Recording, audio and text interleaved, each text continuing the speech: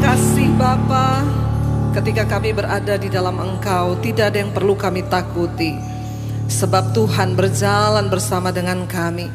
Urapi hamba-Mu yang tidak ada apa-apanya, urapi setiap kami Tuhan. Kami membuka hati bagi kebenaran firman-Mu. Di dalam nama Tuhan Yesus, kami berdoa dan kami sambut firman Tuhan. Sama-sama katakan amin, amin. Tepuk tangan buat Tuhan saudara, silakan duduk. Bapak Ibu yang terkasih, shalom. Bagaimana kabarnya hari ini? Luar biasa, karena kita punya Tuhan yang luar biasa. Saudara, apapun prediksi tentang tahun depan, jangan takut. Ya, banyak orang yang sudah mulai memikirkan apa yang kita harus lakukan tahun depan, tahun krisis, tahun depan akan terjadi begini-begini. Ya, berjalanlah bersama dengan Tuhan. Mari kita buka bersama Hakim-Hakim pasal yang ke-6. Kita buka bersama Hakim-Hakim pasal yang ke-6. Di sana judul perikopnya Gideon diangkat menjadi hakim. Hakim-Hakim pasal yang ke-6 ayat yang pertama. Firman Tuhan berkata demikian. Kita baca bersama 1, 2, 3. Tetapi orang Israel melakukan apa yang jahat di mata Tuhan. Sebab itu Tuhan menyerahkan mereka ke dalam tangan orang Midian 7 tahun lamanya. Dan selama itu orang Midian berkuasa atas orang Israel. Karena takutnya kepada orang Midian itu, maka orang Israel membuat tempat-tempat perlindungan di pegunungan, yakni di gua-gua dan kubu-kubu. Saudara, kita tahu bersama Midian ini adalah keturunan keempat dari Abraham, anak dari Abraham dan Ketura. Setelah Sarah meninggal, Abraham mengambil seorang istri yang bernama Ketura, dan keturunannya itu adalah orang Midian. Kita tahu bersama orang Midian pernah dikalahkan oleh orang Israel ketika Musa membawa bangsa itu keluar dari tanah perbudakan di Mesir. Itu ada di Bilangan 31, 32. Ya, Tuhan menyuruh untuk orang Israel menaklukkan orang Midian, dan Musa juga pernah berada di Midian, dan karena itu istri Musa berasal dari Midian. Ya, tetapi orang Israel pernah menaklukkan orang Midian. Ya, tetapi Alkitab berkata, tetapi orang Israel melakukan apa yang jahat di mata Tuhan, sebab itu Tuhan menyerahkan mereka ke dalam tangan orang Midian 7 tahun lamanya. Perhatikan, dosa, kejahatan itu selalu membawa dampak yang tidak baik bagi hidup manusia. Ketika mereka melakukan apa yang jahat di mata Tuhan, Tuhan menyerahkan, Tuhan loh yang menyerahkan mereka ke tangan orang Midian. Saudara, mari kita introspeksi diri hari-hari ini. Apakah semua yang terjadi dalam hidup kita itu akibat dari dosa kita atau karena kesalahan kita, sehingga Tuhan menyerahkan kita kepada sesuatu yang buruk? Mari kita introspeksi diri. Ayat ini dengan jelas berkata, tetapi orang Israel melakukan apa yang jahat di mata Tuhan. Lalu Tuhan menyerahkan mereka ke dalam tangan orang Midian 7 tahun lamanya. 7 tahun itu lama atau cepat? Kalau orang sekolah sudah lulus SD ya 7 tahun. SMP SMA itu cuma 6 tahun. Berarti lumayan, pendidikan 7 tahun itu lama. Ya, untuk membuat mereka belajar dari kejahatan 7 tahun mereka harus membayar. Jangan sampai hari ini kita juga berada di dalam proses yang begitu lama itu karena akibat kejahatan kita. Kita belajar nanti dari pasal ini. Dan dikatakan di sana ayat yang ketiga, sehingga mereka ini dalam keadaan ketakutan, saudara. Selama itu dikatakan orang Israel ini berada di dalam ketakutan. Saking takutnya mereka itu kepada orang Midian, maka orang Israel itu membuat tempat-tempat perlindungan, kubu-kubu di gunung-gunung, di gua-gua. Kira-kira enak gak saudara hidup dalam ketakutan seperti itu? Tidak enak loh saudara, hidup di dalam ketakutan tuh menderita. Sampai bersembunyi di gua-gua, ini kan keadaannya berarti seperti orang di masa-masa kerusuhan ya, kekacauan ya. Mereka harus tinggal di gua-gua, di gunung-gunung untuk bersembunyi dari kejaran orang Midian. Ayat yang ketiga dikatakan begini, setiap kali orang Israel selesai menabur, datanglah orang Midian, orang Amalek dan orang-orang dari sebelah timur lalu maju mendatangi mereka. Berkemahlah orang-orang itu di daerah mereka dan memusnahkan hasil tanah itu sampai dekat Gaza. Dan tidak meninggalkan bahan makanan apapun di Israel, juga domba dan lembu atau keledai pun tidak. Sebab orang-orang itu datang maju dengan ternaknya dan kemahnya, dan datangnya itu berbanyak-banyak seperti belalang. Bayangkan saudara, seperti belalang ini maju untuk menghancurkan, memunahkan semua hasil tanah mereka. Dan Alkitab berkata, orang-orangnya dan onta-ontanya tidak terhitung banyaknya. Sekaliannya datang ke negeri itu untuk memusnahkannya. Pergumulan apa yang sedang saudara alami hari ini? Saya yakin tidak sehebat dengan apa yang dialami oleh orang Israel di masa 7 tahun mereka Tuhan izinkan jatuh ke dalam tangan orang Midian. Ingat akibatnya apa? Karena mereka melakukan apa yang jahat di mata Tuhan. Jangan kita melakukan apa yang jahat di mata Tuhan, karena upahnya, hasilnya itu sangat-sangat mengerikan. Kenapa setiap kali saya berkhotbah selalu saya ingatkan bertobat, bertobat, bertobat. Karena dosa itu yang menjadi penghancur hidup manusia. 7 tahun lamanya Tuhan izinkan mereka di dalam masa itu. Ketakutan, dikejar, semua hasil tanahnya dimusnahkan. Sehingga Alkitab berkata tidak ada domba, lembu, kambing yang disisakan oleh musuh, semuanya habis. Dan Alkitab mencatat di sini saudara, mereka diserbu dengan banyak orang yang datang. Ontanya tidak terhitung, sekalian itu datang untuk memusnahkan negeri itu. Ayat yang ke-6 berkata di sana, sehingga ya keadaan orang Israel bagaimana? Sehingga orang Israel menjadi sangat apa? Melarat oleh perbuatan orang Midian itu. Lalu berserulah orang Israel kepada Tuhan. Keadaannya melarat. Seburuk apapun keadaan kita hari ini, saya yakin tidak ada yang seperti yang dialami oleh bangsa Israel di 7 tahun ketika Tuhan mengizinkan mereka masuk dalam malapetaka. Dosa menghancurkan hidup manusia. Dosa akan membawa kita dalam ketakutan. Dosa akan membawa kita dalam segala hal yang tidak mengenakan. Sebab Tuhan itu adalah Allah yang kudus.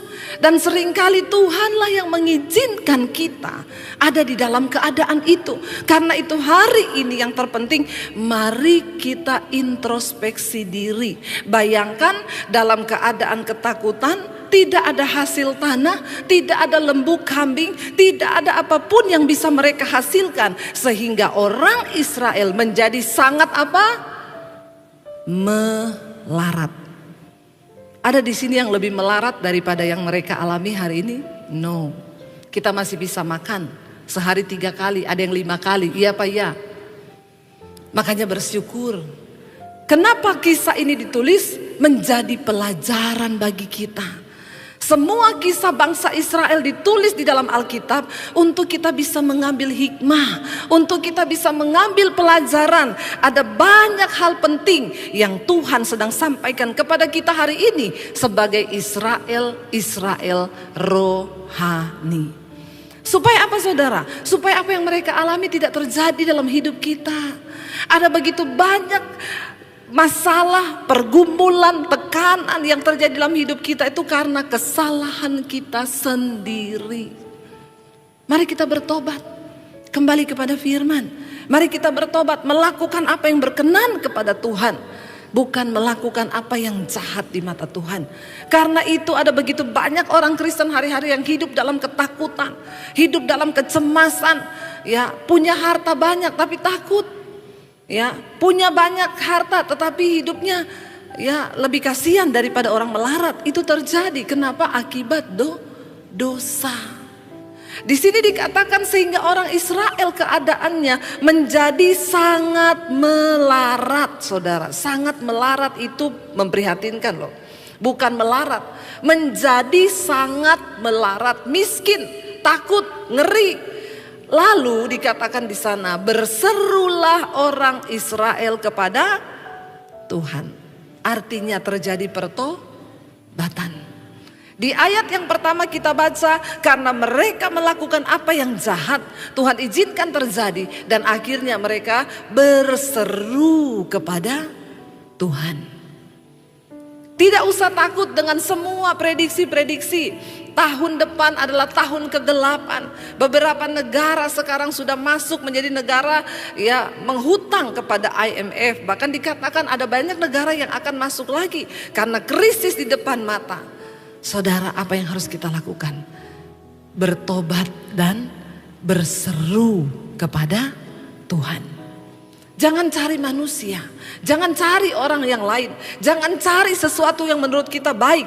Sebab Tuhan adalah satu-satunya sumber pertolongan dan kekuatan bagi setiap kita yang mau berharap kepada Dia. Katakan yes, amin. Tuhan tidak pernah tergoncang. Keadaan berubah, tapi Tuhan tidak pernah berubah. Keadaan berubah, janjinya tidak pernah berubah. Keadaan boleh berubah, firman-Nya tidak pernah berubah. Semua dicatat di dalam Alkitab supaya kita belajar. Mereka ada dalam keadaan yang sangat melarat, ketakutan, ngeri, bersembunyi di gua-gua, di gunung-gunung. Ya, makanya kita jangan terlalu alay kalau hari ini kita ada masalah. Jangan terlalu lebay. Kalau kita baca kisah ini, kita belum seperti mereka. Yang harus kita lakukan hari-hari ini adalah bertobat, datang berseru kepada Tuhan. Lalu apa dikatakan di sana, saudara? Ketika mereka berseru kepada Tuhan, akhirnya orang Israel memutuskan untuk berseru kepada Tuhan. Ayat 7, ketika orang Israel berseru kepada Tuhan karena orang Midian itu, maka Tuhan mengutus seorang nabi kepada orang Israel yang berkata kepada mereka, beginilah firman Tuhan Allah Israel, akulah yang menuntun kamu keluar dari Mesir dan yang membawa kamu keluar dari rumah perbudakan. Saudara, perhatikan baik-baik. Ketika kita berseru kepada Tuhan, ada sesuatu yang akan terjadi. Percayalah, cepat atau lambat ketika engkau memutuskan bertobat, berbalik dan berseru kepada Tuhan, pasti sesuatu akan terjadi. Berapa banyak dari kita ketika menghadapi masalah, kita mencari jalan sendiri. Ya, kita bikin jalan baru. Karena kita sekarang sudah pinter, soalnya ada Google Map, Bu. Ya, Google Map itu bisa tunjukin jalan. Dengan kecanggihan teknologi, kita bisa mencari tahu semua yang ada di sana. Tapi percayalah, jalan terbaik itu hanya dari Tuhan. Ya, karena Google Map bisa hilang sinyal. Saya kalau pelayanan di Jakarta dulu saya sering nyetir sendiri. Diundang pelayanan, Bu nanti orangnya telepon daerah Bekasi ya Bu. Nanti ibu keluar tol itu ada perempatan ke kanan belok kiri. Saya bilang gak usah ngomong begitu Pak, kasih alamatnya Sherlock. Saya nanti cuma ikut Google Map karena saya tidak menguasai daerah itu. Jadi saya pakai Google Map, saya gak lihat, saya cuma ikuti suaranya. Dia bilang 10 meter belok kanan. 5 meter belok kiri. Tapi kalau di daerah sunyi dia bilang sinyal hilang. Google Map bingung. Asal dia aja bingung apalagi saya. Ya, kita jangan mengandalkan sesuatu yang menurut kita itu sudah pasti. Sebab tidak ada yang lebih pasti di hidup ini selain Tuhan. Amin. Mereka berseru kepada Tuhan. Dengan cara apa engkau menyelesaikan masalahmu hari ini? Apakah engkau datang kepada Tuhan atau engkau melakukan sesuatu yang lain? Berseru dulu kepada Tuhan. Jangan cepat-cepat ke penggadean menyelesaikan masalah tanpa masalah. Padahal nambah masalah. Kalau nggak bisa bayar cicilan bunga, maka anguslah barangmu. Cari Tuhan dulu. Berlutut di kaki Tuhan dulu. Kenapa seringkali kita tidak melihat mujizat terjadi di hidup kita? Karena kita selalu punya cara sendiri untuk bisa melakukan semua hal di hidup ini yang kita pikir secara manusia kita bisa. Kita perlu berseru kepada Tuhan. Ketika mereka berseru kepada Tuhan, Alkitab berkata ayat yang ke-7, ketika orang Israel berseru kepada Tuhan karena orang Midian itu, maka Tuhan mengutus. Ada kata ketika, maka ini adalah namanya hubungan sebab akibat. Ketika mereka berseru kepada Tuhan, maka Tuhan mengutus seorang nabi kepada mereka. Waktu engkau berseru kepada Tuhan, maka Tuhan turut bekerja di dalam hidupmu. Jangan cari yang lain. Duduk di kaki Tuhan, berseru kepada Tuhan. Dikatakan di sana, maka Tuhan mengutus seorang nabi kepada orang Israel yang berkata kepada mereka, beginilah firman Tuhan Allah Israel, akulah yang menuntun kamu keluar dari Mesir dan yang membawa kamu keluar dari rumah perbudakan. Kenapa Tuhan harus ingatin itu lagi ke bangsa Israel? Kenapa saudara? Karena mereka sudah mengalami begitu banyak mujizat tuntunan Tuhan. Ketika mereka dibawa keluar dari tanah perbudakan di Mesir, mereka melihat penyertaan Tuhan. Tidak punya makanan, dikirim mana, gak punya daging, dikasih burung puyuh. Mereka tidak kelaparan. Tuhan bilang, ingat apa yang sudah pernah aku lakukan di dalam hidupmu. Mari kita ingat di masa-masa yang lalu. Engkau pernah mengalami Tuhan. Tuhan yang sama yang pernah menolongmu di masa yang lalu. Dia juga Tuhan yang sama yang sanggup menolong engkau di masa sekarang dan juga sampai di masa yang akan datang. Katakan amin. Amin saudara. Dia Tuhan yang tidak pernah berubah. Saya setiap kali ada dalam persoalan, saya duduk di kaki Tuhan dan saya bilang, Tuhan, di masa yang lalu aku pernah mengalami yang lebih sulit dari ini. Dan engkau menolongku Tuhan. Karena itu tidak ada yang perlu saya takutkan. Tuhan yang sama, yang tidak pernah berubah itu, Dia juga yang akan melepaskan kita dari setiap persoalan di hidup ini. Jangan pernah takut. Imanmu itu harus tetap sama. Tuhan ingatkan mereka. Pertama kali ketika Tuhan menjawab seruan mereka, apa yang Tuhan katakan? Aku Tuhan yang dulu pernah membawa engkau keluar, menuntun kamu keluar dari Mesir dan membawa kamu masuk ke tanah perjanjian.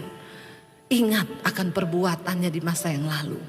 Ingat saudara, kita semua pernah ditolong Tuhan. Bahkan hidup ini yang kita miliki sekarang itu dari Tuhan. Napas hidup yang kita punya itu dari Tuhan. Tuhan mengingatkan mereka pertama kali akan perbuatannya. Jangan pernah lupa itu. Dikatakan di sana, aku melepaskan kamu dari tangan orang Mesir. Ayat yang ke-9. Aku melepaskan kamu dari tangan orang Mesir dan dari tangan semua orang yang menindas kamu. Bahkan aku menghalau mereka dari depanmu dan negeri mereka ku berikan kepadamu. Ingat Tuhan bilang, aku dulu pernah berperkara dengan engkau. Engkau sudah melihat perbuatanku yang ajaib. Kita sudah melihat perbuatan Tuhan yang besar. Kita sudah mendengar tentang kedahsyatannya. Kenapa hari ini kita ragu? Jangan pernah ragukan Tuhan saudara. Dia Tuhan yang sama dan tidak pernah berubah. Seringkali kitalah yang berubah percaya. Seringkali kitalah yang berubah setia, tapi Tuhan itu tidak pernah berubah. Tuhan bilang, aku pernah melakukan sesuatu yang dahsyat. Aku serahkan semua negeri orang-orang yang menghalau kamu.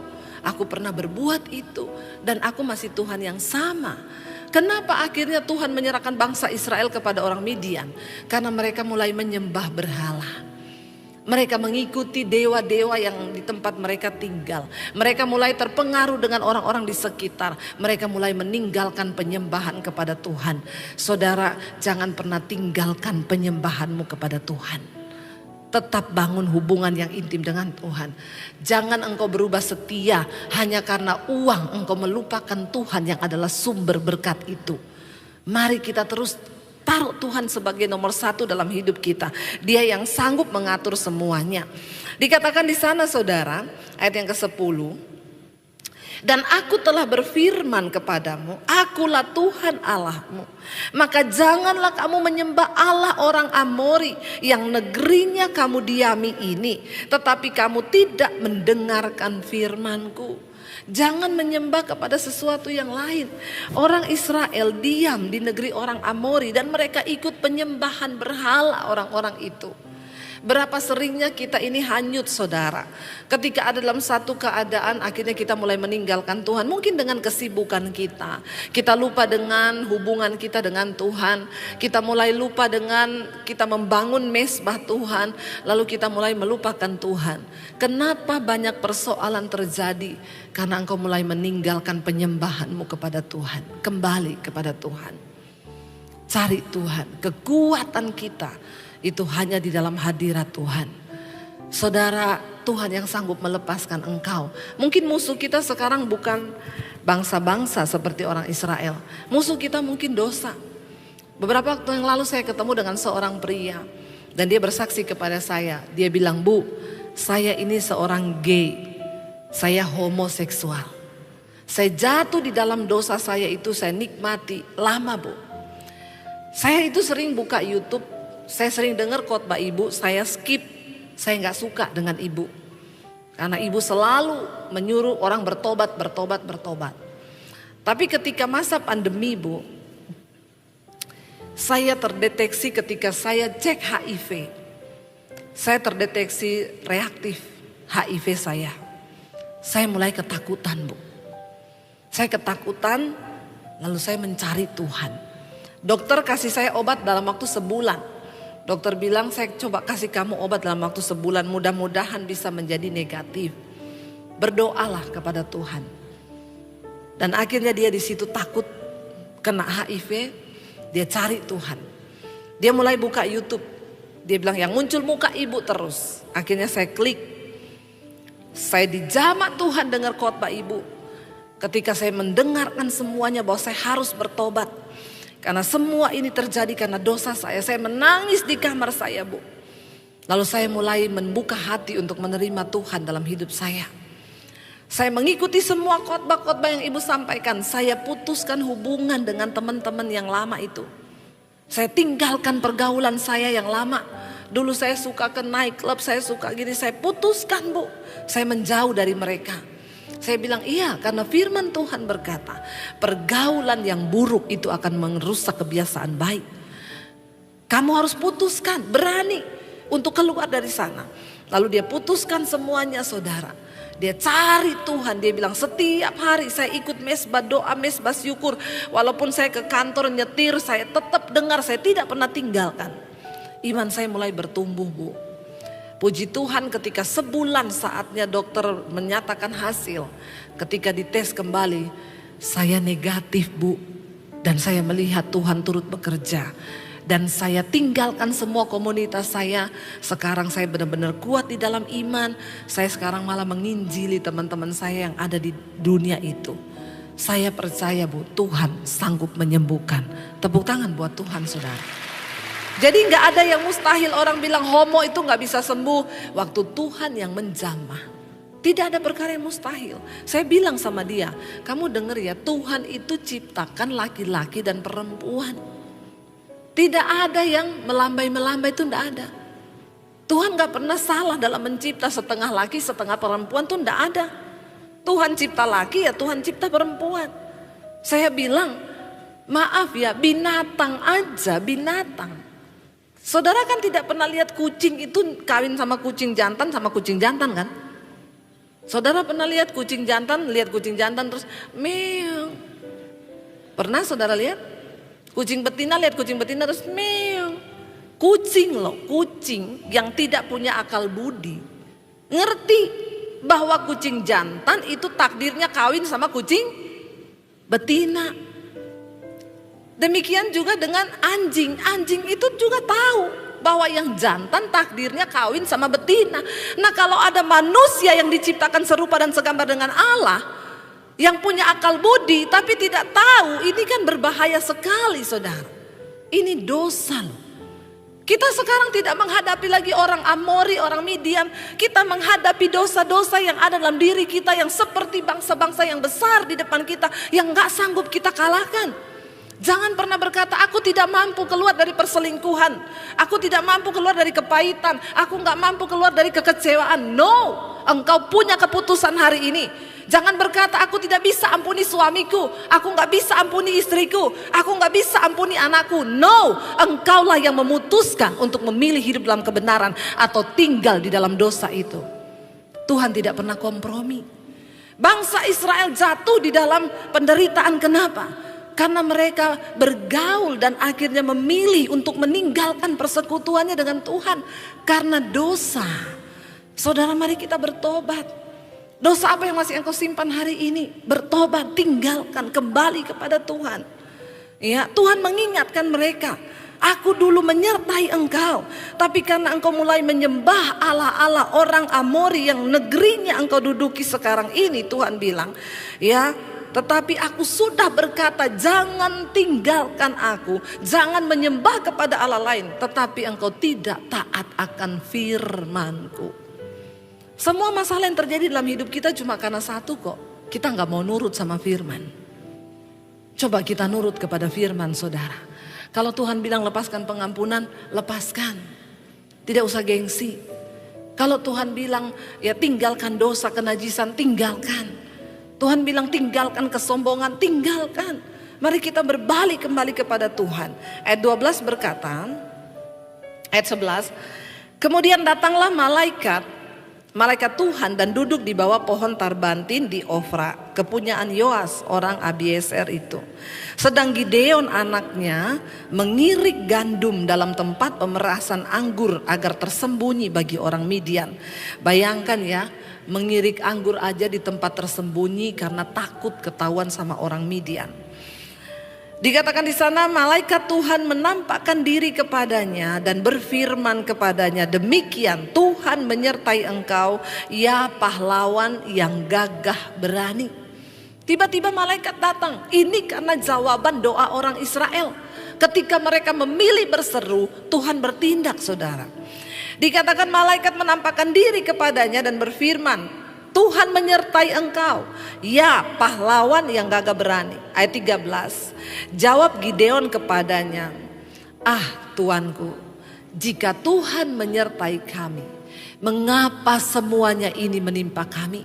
Di manakah segala perbuatan-perbuatan yang ajaib yang diceritakan oleh nenek moyang kami?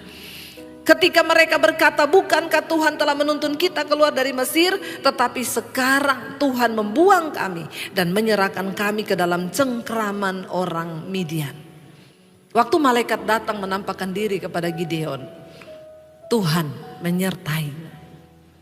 Di dalam keadaan sukar, percaya Tuhan itu tetap menyertai. Tuhan itu tetap ada. Tapi apakah kita mau melibatkan dia atau tidak, itu urusan kita. Tapi dia adalah Allah yang maha tahu. Dan dia adalah Tuhan yang maha melihat. Tinggal kitanya, maukah kita menyertakan Tuhan di dalam hidup kita, di setiap kesusahan kita? Gideon berkata dalam keputusasaannya kepada malaikat itu, Tuanku, jika Tuhan menyertai kami, mengapa semuanya ini menimpa kami? Di manakah segala perbuatan-perbuatannya yang ajaib itu? Seringkali kita pun bertanya seperti itu, Tuhan, aku ini masih ke gereja. Aku tuh di gereja nyanyi, aku itu memberi persembahan. Tapi kenapa hidupku seperti ini Tuhan? Kalau memang Tuhan menyertai aku, di mana perbuatanmu yang ajaib? Aku ini terlilit utang puluhan tahun gak selesai. Aku ini berantem tidak selesai-selesai. Saudara, mari kita lihat, introspeksi diri. Apakah ketika engkau terlilit hutang masih ada Tuhan? Masih. Tapi apakah engkau melibatkan Tuhan? Saya pernah mengalami dengan suami. Kami terlilit utang yang begitu pelik karena gak bisa bayar cicilan rumah. Kita pakai kredit card gesek untuk bayar rumah. Makin terlilit. Sampai saya dikejar debt collector. Saya pernah bersaksi. Tapi satu kali saya dan suami tiba-tiba ingat kami harus melibatkan Tuhan. Kita buat semua catatan utang kita. Saya nggak pakai kredit card untuk beli tas mahal, untuk beli, no. Kita pakai buat cicil rumah. Kita buat catatan utang kita kumpulin semua kredit card yang terlilit, kita taruh di atas meja dan kami berdua tumpang tangan dan kami memohon Tuhan campur tangan.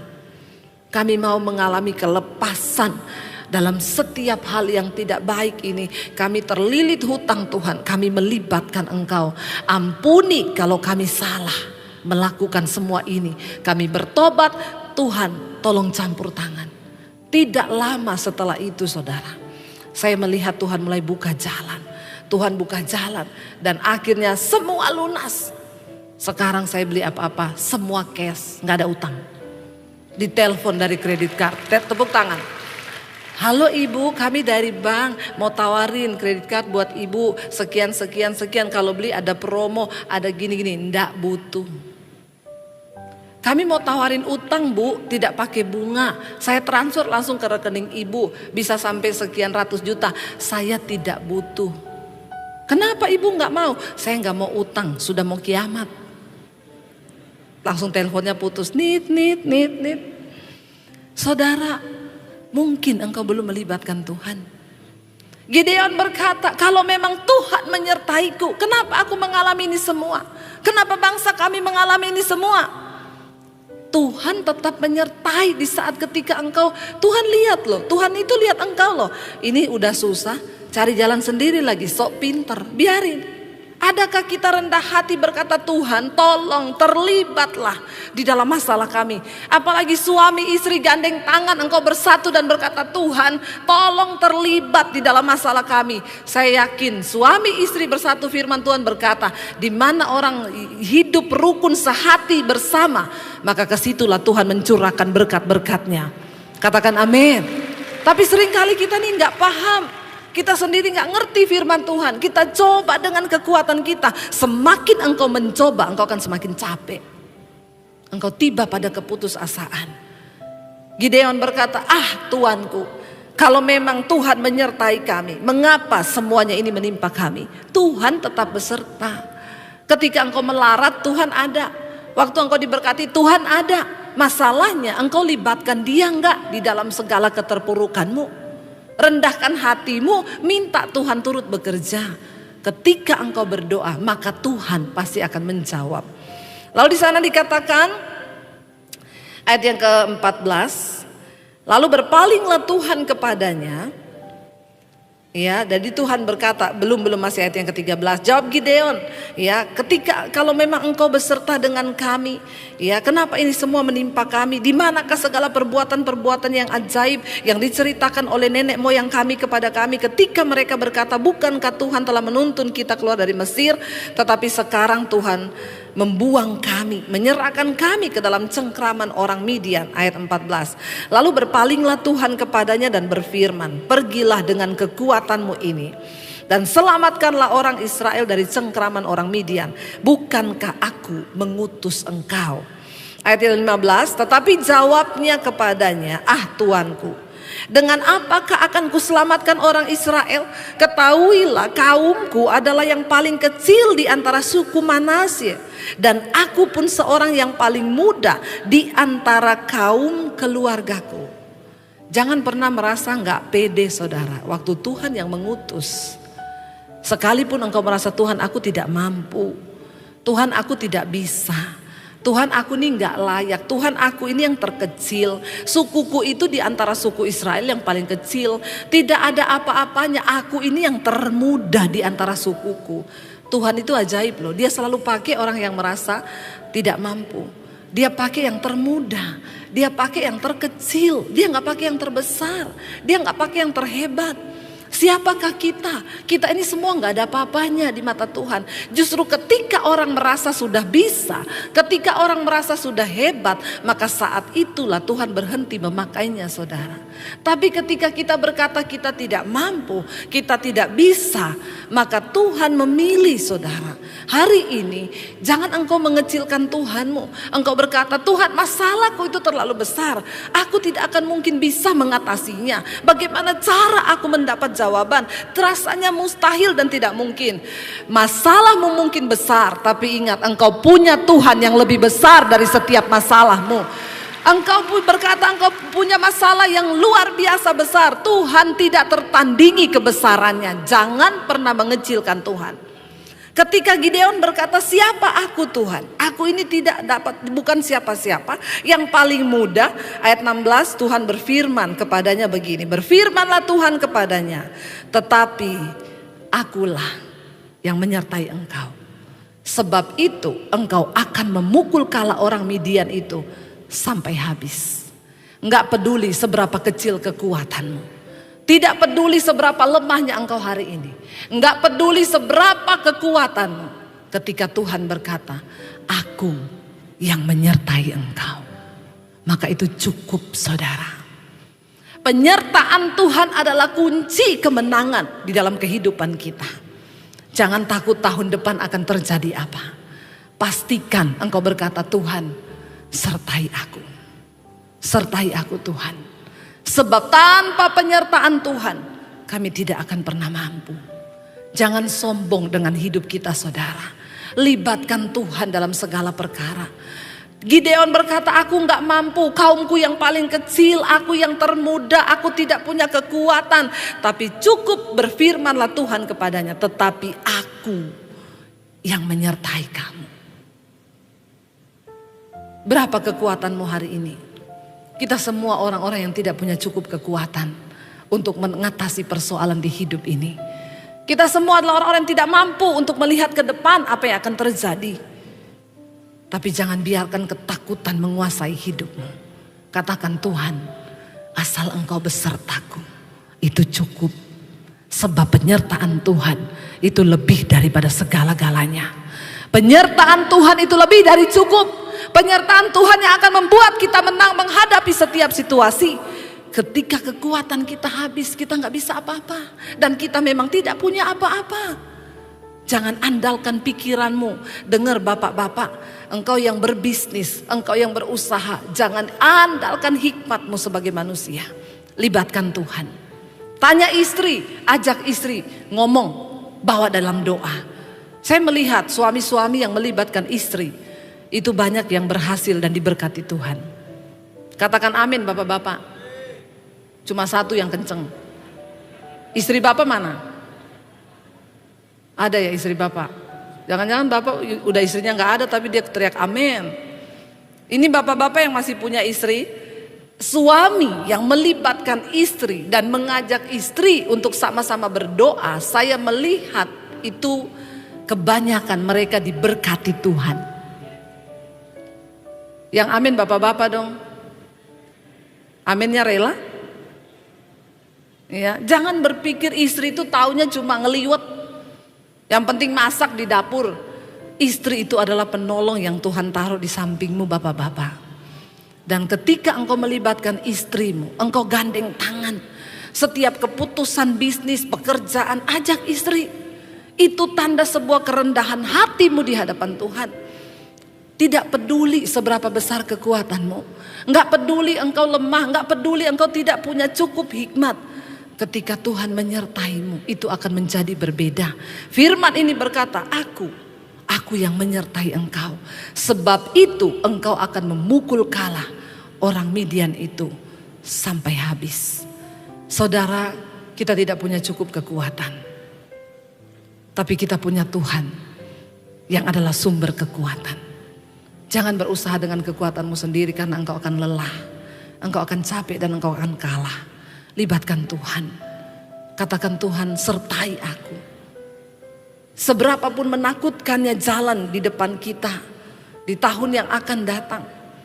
Seberapapun mengerikan hari-hari yang akan kita lalui di tahun-tahun yang akan datang. Pastikan Tuhan bersama dengan kita. Saya undang para imam musik maju ke depan saudara hari ini. Tetapkan di hatimu, Tuhan tidak pernah berubah. Janjinya tidak pernah berubah. Firman-Nya tidak pernah berubah. Dia yang pernah menyertai bangsa Israel di masa yang lalu. Allah yang sama yang sampai hari ini kita sembah, yaitu Tuhan. Apapun masalahmu hari ini, apapun ketakutanmu tahun-tahun yang akan datang, Jangan biarkan roh ketakutan menguasai hidup kita, tapi taruh iman kita kepada Tuhan. Kita mau naikkan pujian yang tadi, Tuhan yang lebih tahu untuk pulihkan hidup kita. Tuhan yang lebih mampu untuk menetapkan jalan-jalan di depan kita. Tanggalkan semua ego kesombongan. Mari kita bangkit berdiri bersama. Datang pada Tuhan hari ini saudara. Mari akui Tuhan lewat pujian ini. Kita mau berkata, Kau lebih tahu yang terbaik bagiku. Kau lebih sanggup pulihkan hidupku.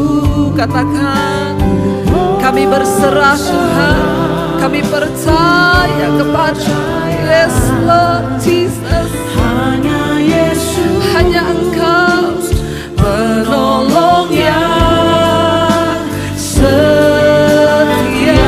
Lebih lagi saudara, angkat hatimu, katakan, Kau lebih tahu yang terbaik bagiku. Yang lebih tahu, Kau lebih sanggup Yes Lord, pulihkan hidupku. Engkau yang lebih sanggup.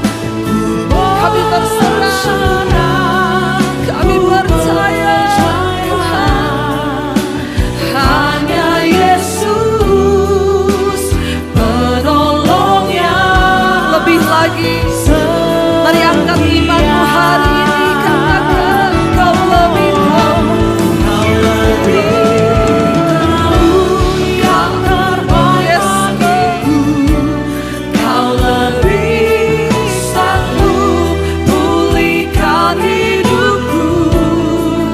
Ku berserah, ku percaya. Hanya Yesus penolong yang setia. Biar musik saja lakukan pujian ini. Mari tundukkan kepalamu di hadapan hadiratnya. Katakan, Tuhan, kami tidak punya cukup kekuatan. Kami tidak punya cukup kepintaran. Bahkan kami tidak tahu apa yang akan terjadi di depan kami. Hari ini kami mau berkata, kami tidak takut. Asalkan Tuhan berjalan bersama kami. Asalkan Engkau menyertai kami. Engkau yang lebih tahu Tuhan. Engkau yang lebih tahu. Mari katakan saudara secara pribadi. Akui di hadapan Tuhan. Engkau yang lebih tahu Tuhan cara untuk memulihkan kami. Engkau yang lebih tahu Tuhan cara menuntun langkah-langkah kami. Saudara yang datang suami istri bergandengan tangan. Mari bergandengan tangan. Engkau tidak punya cara lain selain engkau bersatu, bersepakat bawa keluargamu di hadapan Tuhan. Itu tanda engkau merendahkan diri di hadapan Tuhan. Ini hidup kami Bapa. Ini hidup kami Tuhan. Engkau yang lebih tahu cara untuk menuntun langkah kami kepada jalan-jalan. Engkau yang lebih tahu cara pulihkan hidup kami Tuhan. Sekali lagi angkat tanganmu, katakan, Kau lebih tahu yang terbaik bagiku. Kau lebih